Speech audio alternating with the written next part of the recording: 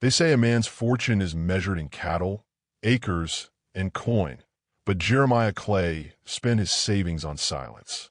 He rode across the prairie with nothing left in his saddlebags but dust. The world behind him shut like a church door after the hymn is sung.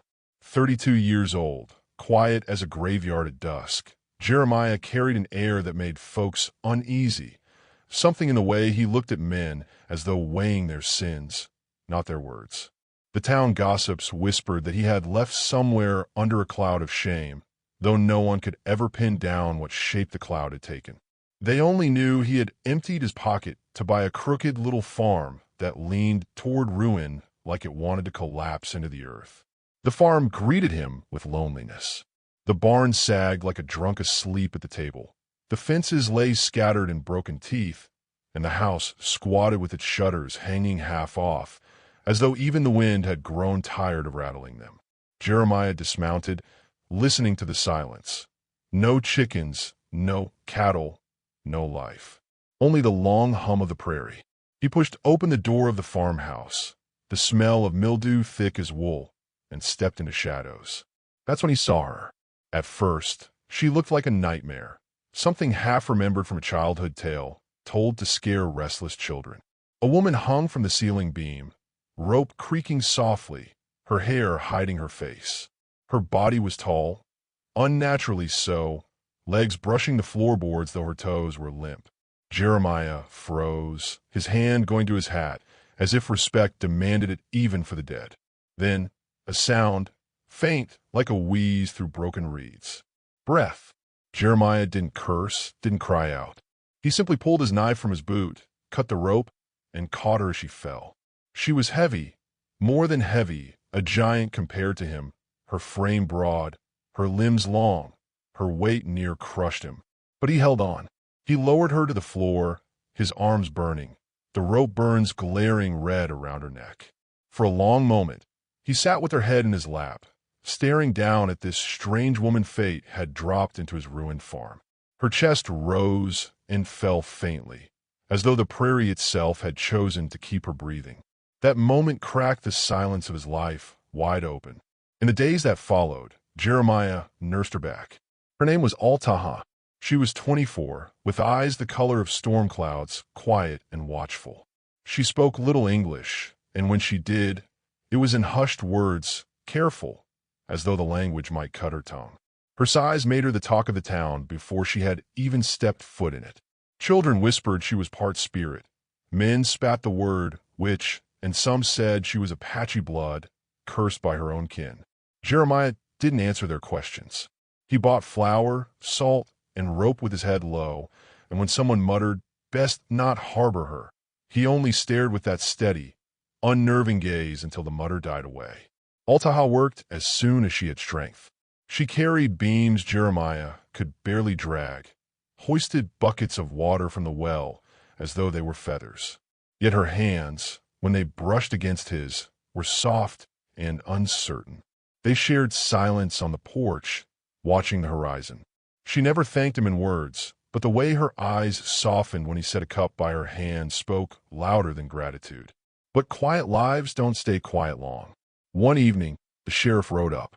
Elijah Harper, weary as an old mule, leaned in his saddle, eyes sharp beneath his brim. "That girl you got out here," he said. "Folks saw her hanged once. They meant it to last. You'd be wise to let the desert finish what it started." Jeremiah adjusted his hat, said nothing. His silence was a wall no man could climb. The sheriff sighed, spat, and rode off, but his words lay heavy in the dust. The trouble grew thicker. Jeremiah returned from town one night to find the barn door hanging open. Inside, Altaha crouched in the corner, shaking, the rope burns on her neck raw and bleeding again. Someone had tried to hang her once more, as though determined to snuff her out. Jeremiah knelt, steadying her trembling hands. His voice was low, almost a whisper. "They won't break you here. Not while I got say. No declaration of love, no vows, just quiet assurance." She looked at him then, and though no smile touched her lips, something inside her steadied, like a storm wind calming. Yet the land itself seemed to conspire against them. The prairie dried up. Crops withered, water dwindled, and neighbors refused to trade with Jeremiah, calling his farm cursed. He sat long hours on the porch, hat tipped low, staring at nothing. Failure had a way of gnawing from the inside, and Jeremiah felt the bite. One evening, Altaha stepped beside him.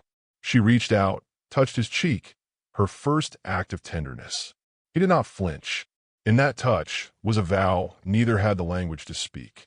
But the world outside was not finished with them. At dusk one night, lanterns bobbed in the distance.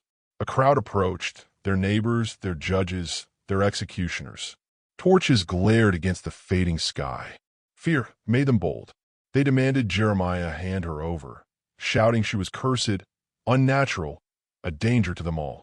Jeremiah stood on the porch, arms crossed. He did not reach for a rifle. He did not raise his voice. His silence was sharper than any blade. Altaha stepped forward, her shadow taller than any man there. She said nothing. Instead, she knelt, pressed her hand into the dirt, and drew a line. The meaning was plain. Cross this, and shame will follow you longer than death. The crowd wavered. Their torches flickered uncertain in the wind. One man spat, but stepped back. Another muttered, but turned away. One by one, the fire of their anger cooled into the ash of cowardice, and they drifted back into the night. The prairie held its breath, then released it. After that, the world shifted. The whispers still lingered, but no one came again. Jeremiah and Altaha worked the land, rebuilding with slow hands. The crops would take time, the fences more sweat, but something had changed. The silence between them was no longer the emptiness of strangers. It was the comfort of two souls who knew survival was shared. Their romance lived not in words, but in the way they rose together at dawn, shared bread at noon, and rested shoulder to shoulder as the sun bled across the prairie. And so it was that Jeremiah Clay, who had spent his fortune buying ruin, found instead a woman the world had tried to bury, and with her built a life that could not be broken by rope or drought or shame. The narrator's voice closes like a hymn fading over the hills. Remember this, friend. Dignity is not granted by the world, but reclaimed in silence, one breath at a time. Even when the rope burns your neck, mercy still waits with a knife to cut you down.